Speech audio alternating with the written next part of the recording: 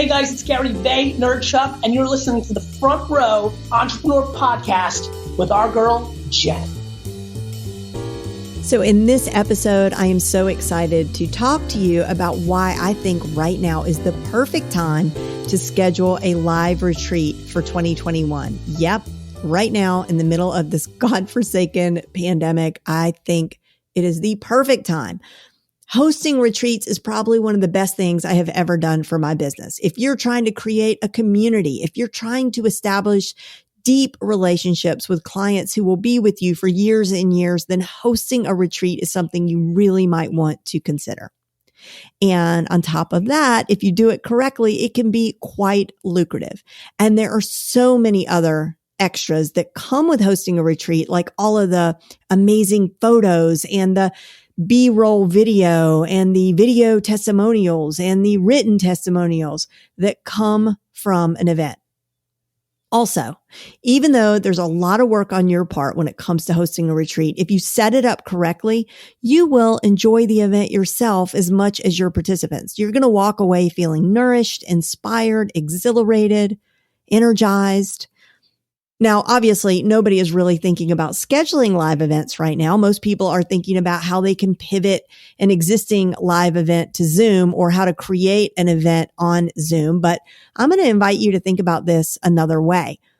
First of all the social channels are reporting a massive exponential increase in search that relates to travel and planning for travel. Pinterest just did this amazing sort of, I guess it was an infographic of how never before in the history of Pinterest have they seen so many people searching for travel related stuff and pinning travel related stuff. And I am probably, like me, you're not surprised, because I think we've all sort of echoed the sentiment that we will never take travel for granted again, right? I think we're all dreaming about the day when we can get back to travel. And it is so important to have something to look forward to put something in the calendar and say, okay, things are bad right now, but I can't wait. Or a year from now, I'm going to be on a sunny beach or the desert or in Italy or whatever. And as it turns out, with regard to planning retreats, the way that I do it, even before this pandemic, has always been a way that protects me and protects my participants in case something comes up in general, like a hurricane or some other catastrophic event. And most resorts and other retreat destinations offer generous refund policies, meaning if something goes wrong or you can't make it for whatever reason, because maybe you didn't get enough people to participate or you change your mind or there's a pandemic, then most places will allow you a window of something like a month prior where you can get your full deposit back. And the way to really leverage this so that you're protected and you don't lose any money is you bump up that deadline for refunds. So like maybe a month earlier than that. Okay. So let's say they give you a month to cancel. You're going to bump it up and say that it's 2 months to cancel. So if somebody does cancel with you 2 months prior, you technically still have another month to find somebody else to fill their spot. And so this protects you in a number of different ways. So let's say you need 10 participants to make this worth your while, but you only get 6 people who sign up. You can wait all the way until like 2 months prior to the event, or even all the way up to a month if that's when their cancellation is. And if you don't have enough people, you can refund everybody who did sign up and also ask for a refund of your deposit from the resort. And also right now, because these destinations are really desperate to get back to pre-COVID capacity, there are some amazing deals to be had. And they themselves are adding in more protections for you, the consumer, so that you won't be nervous to visit.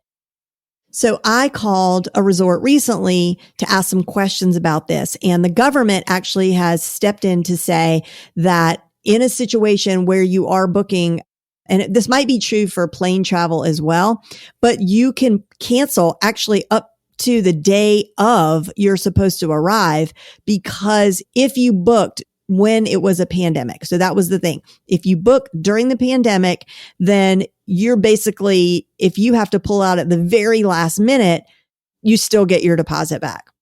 So that is something to ask the destination about when you book.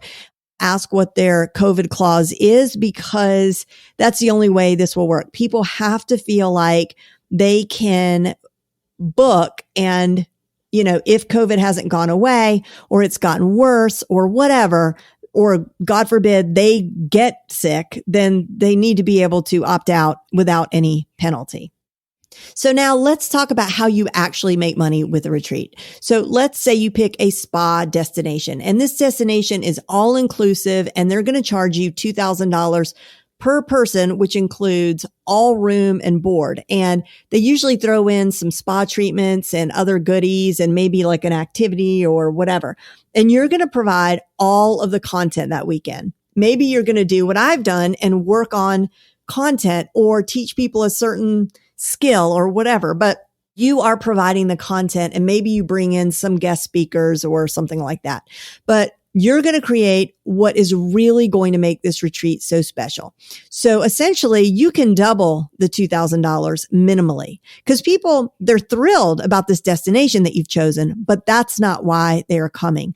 They are coming for the access to you and your expertise and what the promise is of the weekend or week or however long you're going to make your retreat. So the resort is charging you $2,000, but you can charge $5,000 or $6,000 for this experience easily. So if you book 10 people in your retreat, and let's say $5,000, that's $50,000. Your overhead is $20,000. So you're going to net $30,000 for the weekend. And I know this is possible because I have done this a couple of times. Now, obviously, the key is making this an experience. When your guests leave, they are leaving with something beyond good spa treatments. They have learned something new. They have gained clarity. They have gained inspiration. They have made valuable new connections. They've gained confidence. They have a plan. They have a blueprint. They've learned something new. When they get on that plane, they are full of hope. The other thing to consider is, now that we've all gotten kind of used to this new normal, at least in that we don't think twice, or I hope we don't think twice about putting on a mask and keeping our distance, we've been practicing and we're getting better at it. So the truth is that it's now possible to host a retreat during the pandemic, just making sure that you've got everything set up in such a way to keep everybody safe. So for example, if you pick a place like Arizona, like I just did in the fall, it is completely feasible that you could have your classes or group sessions open air. You can dine outside, and everybody is going to have their own hotel room, and the resort itself will be one where you can make sure they are taking all the safety precautions in their spa and other facilities.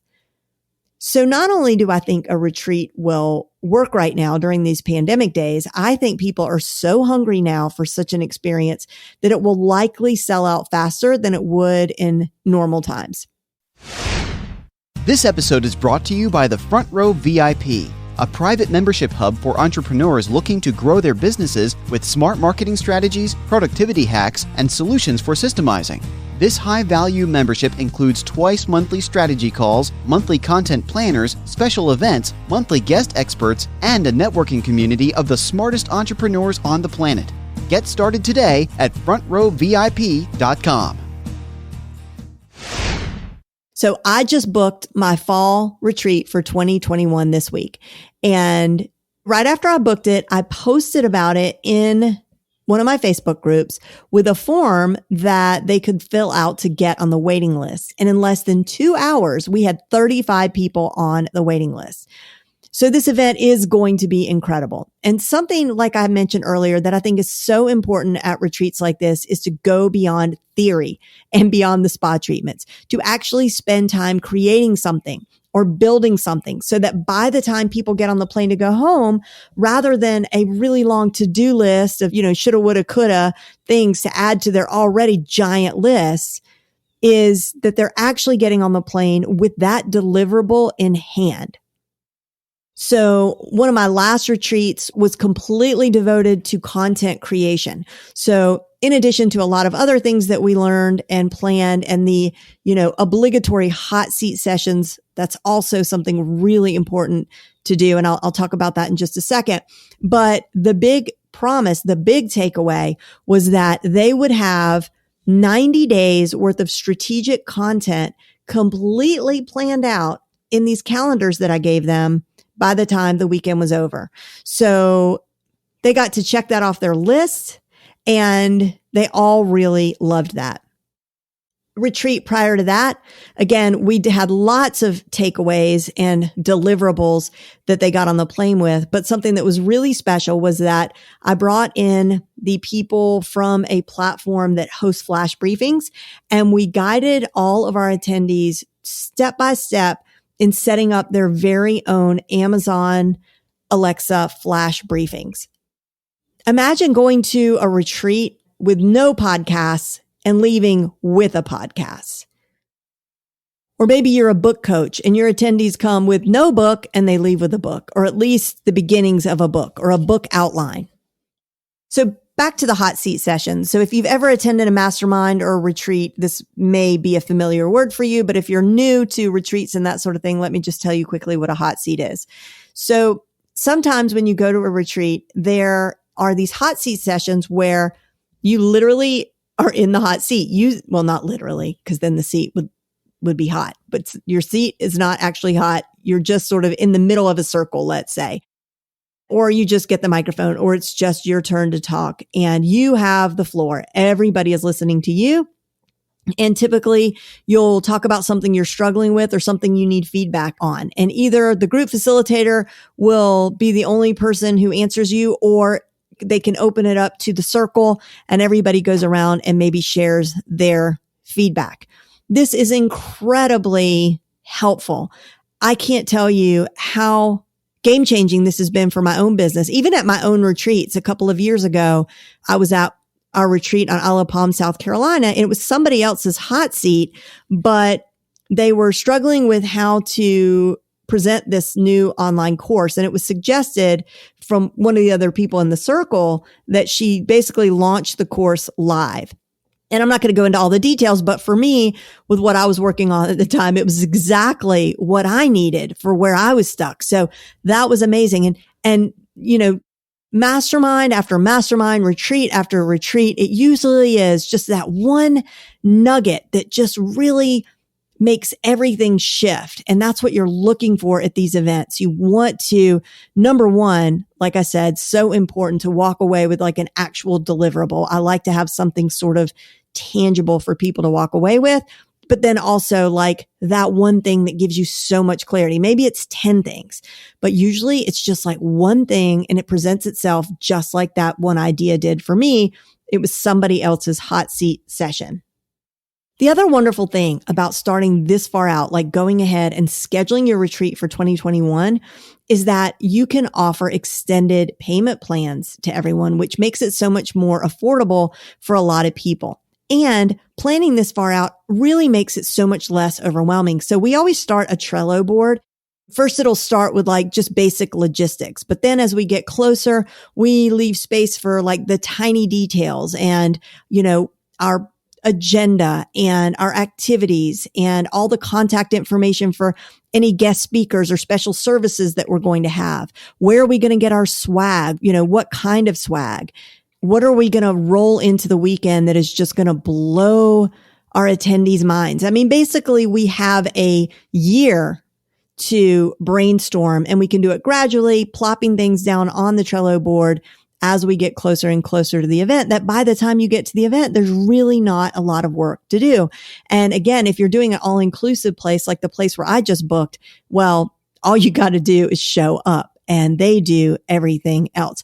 So if you'd like to get on the waiting list for this retreat that I'm hosting at the amazing Miraval Resorts in Arizona, it is a 5-star jaw-dropping, amazing place. Then just text all one word, retreat with Jen, to 44222. Again, text retreat with Jen to 44222. And if you have some ideas for a retreat, whether it's subject matter or a destination, pop it into the chat underneath the Instagram post for this episode. So my Instagram is at JEN_LEHNER. And go over to find this post and let me know. I would love to hear your ideas. And I'd love to hear also if you have any reservations or doubts, because I'd love to chat with you about this. I think that, another reason hosting a retreat is so great is that you don't have to have a 10,000 person mailing list. You don't have to have a huge community. You just need a few people to show up, and away you go. Thanks for joining me today. And remember, if you're not already a member of my free online classroom, The Front Row, head over to frontrowclassroom.com and join us. And I'll see you next time.